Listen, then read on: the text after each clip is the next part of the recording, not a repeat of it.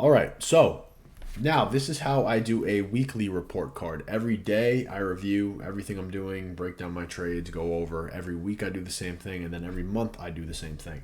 So this is for full transparency, right? This is an eval account right now. This is not live capital. So again, just being transparent, not saying this is a real live account as of right now. This is on an eval. So I'm going to go over how I do a weekly report card.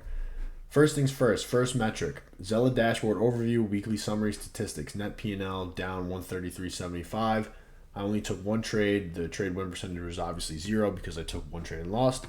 And my average win to loss ratio is NA because there was no winning trades. Second metric, I do my average winner, not applicable. My average loser was 133.75 because I only took one trade. Average hold time on winning trades, not applicable, and average hold time on losing trades, 3 minutes. These two metrics are very important to me. I want to make sure that my average winning trades, that I'm holding them a lot longer than my average losing trades.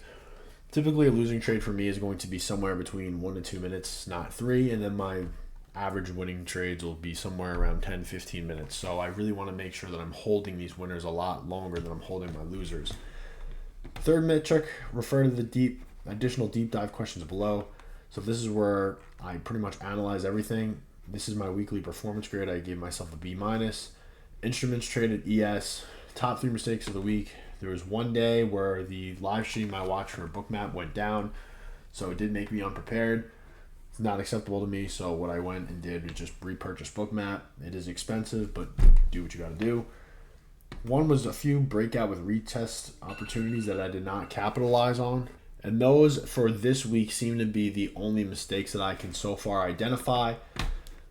The breakout with retest opportunities that I didn't capitalize on, it wasn't something I even saw in the moment, so I will give myself some slack with that, but the not showing up prepared, definitely not going to give myself slack for that. You just can't be unprepared in this game. Top 3 good points on the week. Stay patient, only took high quality, in my opinion, setups. Risk management was great as usual. Did not rewatch. Did a lot of rewatching of order flow analysis and was able to tweak some errors that I had been doing for the previous weeks, which is good. Good playbook setups of the week. We're going to be none because I took one trade and it lost. Failed setups of the week. This is the setup that I took that failed. Only one of them. Opportunity cost of the last week and explain the reason for failed execution. Multiple retest opportunities that I was unable to see, and then the Bookmap stream going down.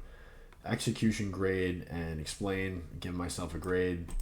Basically, why I gave myself a B minus on my execution grade is because I didn't force any setups. I obeyed my stop losses, pulled the trigger on one setup that I liked the whole week, and I managed the risk really well on that trade.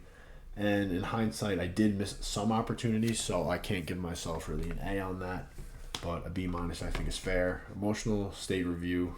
And why? B, I kept my composure through the whole week and my mental state is becoming better. Risk management grade review, I'm giving myself an A because, again, I took one setup that I thought was pretty decent, took a loss on it, took a smaller than normal loss on it, and did really well with my risk management, so that is why it's an A. I'm going to give my top 3 lessons learned and then what needs to be improved going into next week. And then here, what I'm going to start doing as of this week is key inflection point analysis on the week. So any time the market reacts at a key level that I had marked out and I might not have taken the trade or something I missed, I will go back into the order flow here on Bookmap and screenshot exactly what happened at these areas. I'll notate exactly what's happening at these areas, and then I'll rewatch them over and over and over again to just kind of get an understanding of what I might have missed and what I could have done better. So this was on Monday. This is a guy named Matt Owen. I'll probably throw his link to his channel down below. He does live streams a lot, and he does Bookmap order flow analysis. So he's really good. So I put his stream as a link in here too because I like to hear his analysis as well for that day that I'm specifically notating here.